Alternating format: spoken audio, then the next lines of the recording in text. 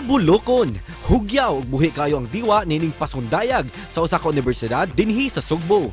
Nagpamatuod lang kini nga inanay ng balik normal ta human sa duha ka tuig nga pag-antos gumikan sa pandemya.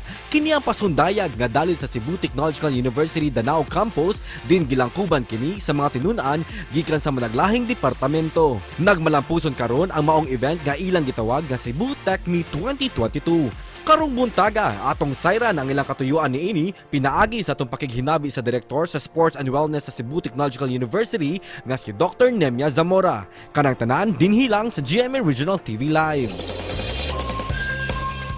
Atong hisgutan karong buntaga mga kapuso pa nagtapok sa mga estudyante sa CTU ug ang ilang makalingaw ug makapahingang-hanga video sa playground demonstration sa mga estudyante. Makauban nato Director for Sports and Wellness sa Universidad Dr. Nemia Zamora. Maayong buntag ug maupay na aga Dr. Zamora. Welcome sa GMA Regional TV Live. Salamat ma'am for joining us. Maayong buntag and maupay na aga sa tanan. Una sa tanan ma'am, congratulations sa successful ninyong event Cebu Tech Meet 2022.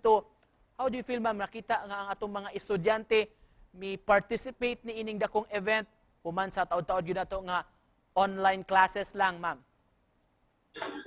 Actually sa among end kami nga mga nagduma ato nga kalihukan, nalipay kaming nagtan-aw sa mga estudyante nga makita nimo nga kuan kay excited kay sila, naagyod ang enthusiasm nga nakabalik na gyud, no, hinay-hinay nga pagbalik sa normal na tong kinabuhi. Ma'am unsay tinguha unsay objective nato sa pagpahigayon aning Cebu Tech Meet? Actually amo man gyud ning gipaningkamutan nga mapabalik na ang normal nga tong kinabuhi before sa COVID, pero hinay-hinay lang sa nato, no? So nagsugod mi pinaagi sa pagbabuhat una og intramural sa kada campus, nya gi adto gid gani nako ang tanang mga campuses nga nakapag intramurals na. Unsay mga challenges Dr. Zamora nga inyong na sagubangan sa pag-practice o pag-organisa ning aning event? Of course, ang number one challenge gyud si COVID. Nagyud ang kahadlok ni COVID.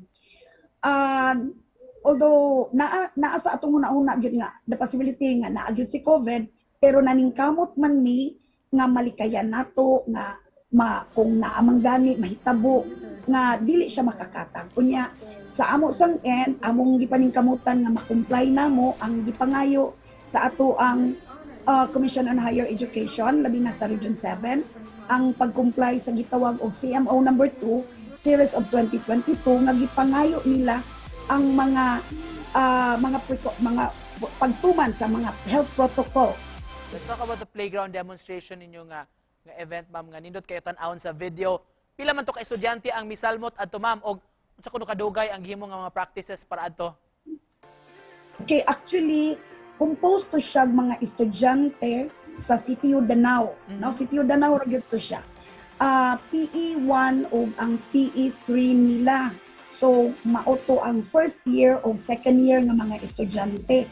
Ang CTU Danao karon dunay sobrang 6,000 ka mga estudyante. So makaingon ta nga katusad sila 3,000 ka pin gyud to. Ang nagduha sa ang misayaw ni perform sa playground demonstration. Pero karon nga face to face na ta sa university ma'am, doon na pa ba mo'y uban nga mga kalihukan nga gipangandaman sa daghan-daghan gyud. Daghan-daghan pa mi, no?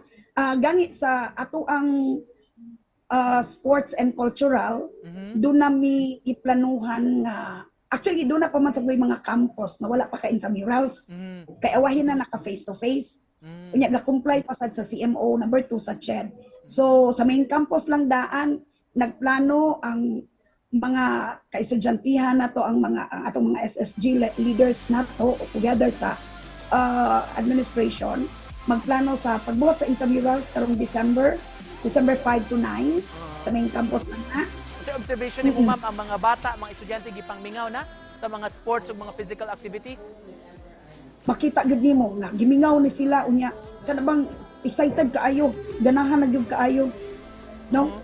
Gani ang uban gani ana labi na ngadto sa ubang bahin sa probinsya kay luag dali man naluag ang sa probinsya, di ba? Nasayod man ta ana, dali sila nakaabli. Na nagpractice dayon na sila. And just to close this, Dr. Zamora, ba mo say message nimo sa atong mga kapuso nga nagtan-aw karon?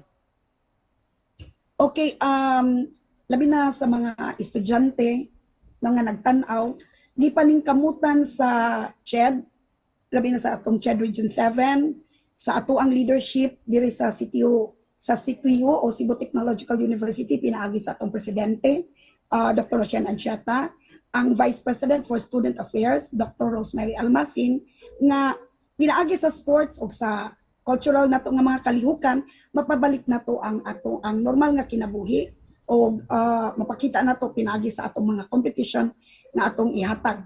Ang salamat. It was nice talking to you this morning, ma'am. Og good luck sa uban pang mga endeavors o mga kalihukan nyo diya sa CTU, Dr. Nemia Zamora. Daghang kayong salamat, ma'am. Daghang salamat sa kaygayunan nga inyong gihatag. Hopefully sa among mga umaabot pang mga kalihukan, mag-auban gyapon. Thank you, Mayong Dr. buntag. Zamora, ma'am. Good morning. Gikan sa CTU.